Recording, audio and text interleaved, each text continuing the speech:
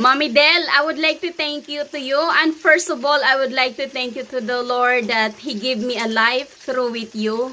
Na ginamit ka niya bilang my mother, and I am here. And I know God has a great plan for you also, and God has a great plan for me and entire of my family. I am thankful. As I said, the number one in my life is Jesus. The second is my parents, my mother and father, because I am related to them as a blood and flesh. And the next is my children, and the rest, and so on.